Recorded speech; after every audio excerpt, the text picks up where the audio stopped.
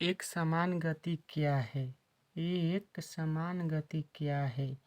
यदि कोई वस्तु बराबर समय अंतरालों में बराबर दूरी तय करे तो उसे एक समान गति कहा जाता है। मतलब यदि कोई वस्तु है, अगर वो बराबर समय अंतराल में बराबर दूरी तय करे तो उसे एक समान गति कहते हैं। जैसे आप लोग बाइक चलाते हो और 1 मिनट में 1 किलोमीटर की दूरी तय कर रहे हो, फिर अगले 1 मिनट में 1 किलोमीटर की दूरी तय कर रहे हो, यही बराबर समय अंतराल और बराबर दूरी हुआ। मतलब समय अंतराल भी बराबर है और दूरी भी बराबर है। अब ये मन समझ ला कि एक एक क्यों लिए। मान लो कि अगर 1 मिनट में आप 2 ही किलोमीटर जा रहे हो तो फिर अगले 1 मिनट में भी आपको 2 ही किलोमीटर जाना होगा, उसे ही एक समान गति कहेंगे। या 1 मिनट, या मान लो कि एक घंटा में आप लोग 50 किलोमीटर जा रहे हो, फिर अगले 1 घंटा में 50 किलोमीटर जाना पड़ेगा, फिर उसके अगले 1 घंटा में 50 किलोमीटर जाना पड़ेगा, उसे एक समान गति कहते हैं। ये तो समझ गए होंगे। आगे देखिए, एक समान गति की दूरी समय ग्राफ एक सीधी रेखा में होती है। ये इम्पोर्टेंट है, यही एग्जाम में पूछेगा। एक समान गति के दूरी समय ग्राफ एक सीधी रेखा में होती है।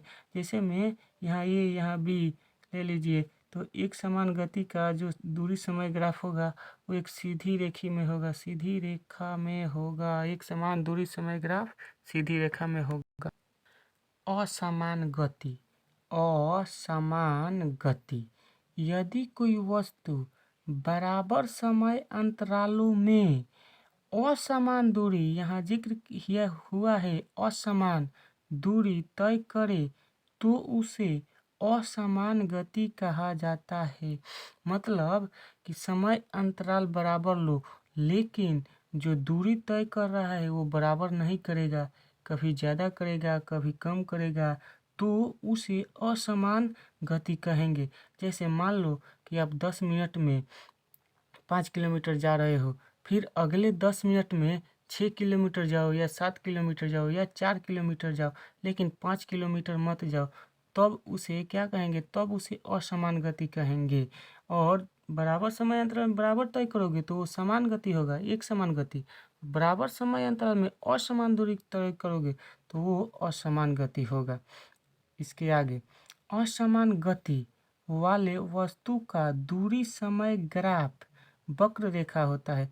मतलब असमान दूरी तय करने वाले वस्तु का दूरी समय ग्राफ जो होता है वक्र होता है। वक्र मतलब टेढ़ा मेढ़ा इसका रेखा होता है। यहाँ देख लीजिए, असमान दूरी तय करने वाले के वक्र रेखा में इसका दूरी समय ग्राफ है। और देखिए, स्वतंत्र रूप से गिरती हुई वस्तु की गति असमान गति का उदाहरण है। जैसे में किसी भी वस्तु को ऊंचाई से आप गिराइएगा तो वो असमान गति का उदाहरण होगा। अब कैसे असमान गति का उदाहरण होगा?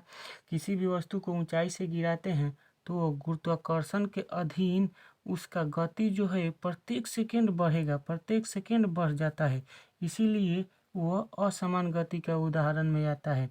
मान लो कि असमान गति का तो डिफिनेशन दिए थे ना कि समान समय अंतराल में असमान गति करे, तो मतलब मान लो कि 1 सेकेंड में 1 की स्पीड बढ़ रहा है, तो फिर अगले 1 सेकेंड में 2 का स्पीड बढ़ेगा, फिर अगले से 1 सेकेंड में 3 का स्पीड बढ़ेगा। ऐसे ही गिराएंगे किसी वस्तु को ऊपर से, तो ऐसे ही प्रत्येक सेकेंड उसका गति बढ़ता रहेगा, इसीलिए उसे असमान गति कहते हैं। और वो गति क्यों बढ़ता है? तो गुरुत्वाकर्षण के कारण प्रत्येक सेकेंड बढ़ता ही रहता है।